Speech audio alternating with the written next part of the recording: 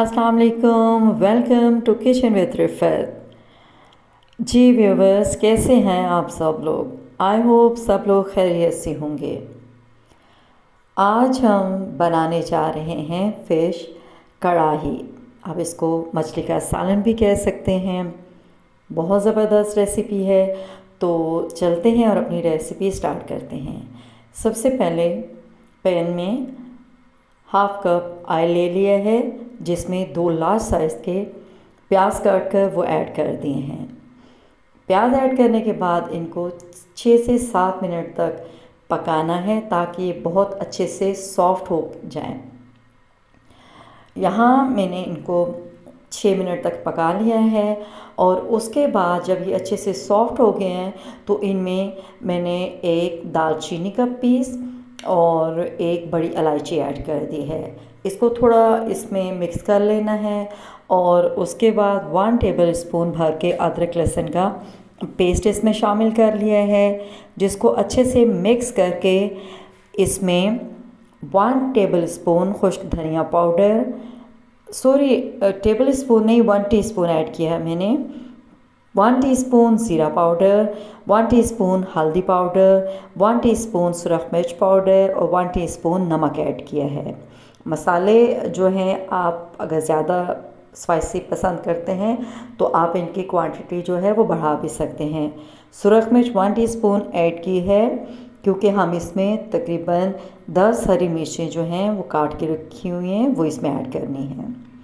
खुश्क मसाला डालने के बाद इसको अच्छे से भून लेना है और 2 लार्ज साइज़ के टमाटर जो हैं उनको काट कर वो इसमें ऐड कर देना है। अब इन सारी चीज़ों को बहुत अच्छे से भूनना है और इसमें थोड़ा सा बिल्कुल तकरीबन 1/4 कप पानी ऐड कर देना है और इसकी बहुत अच्छे से भुनाई करनी है। मसाला जो है इसको बहुत अच्छे से सॉफ़्ट करना है। ये आप देख सकते हैं जिस तरह मैं कर रही हूँ, आपने इसी तरह इसको चलाते हुए अच्छे से मिक्स करते जाना है। जब मसाला हमारा बहुत अच्छे से रेडी हो जाए तो इसमें हमने 2 टेबल स्पून, ये तकरीबन 5 हरी मिर्चें हैं जिनको बारीक काट लिए हैं, वो इसमें डाल देना है और मज़ीद 2 मिनट तक इसकी भुनाई करनी है।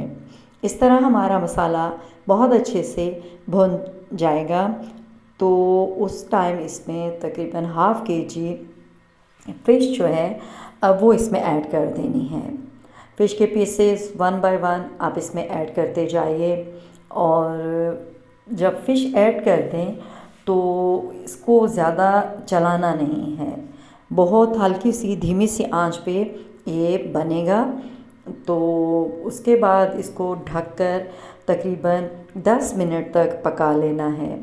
इस दौरान इसको बिल्कुल बार बार खोलकर चम्मच नहीं चलाना है, क्योंकि अभी यहाँ मेरे पास जो पैन था ये थोड़ा छोटा है, लेकिन ऐसा नहीं है कि फ़िश इसमें बहुत अच्छे से एडजस्ट हो जाएगी, क्योंकि मुझे मछली को बार बार चलाना नहीं था, इसमें ही ये दम पे पकेगी।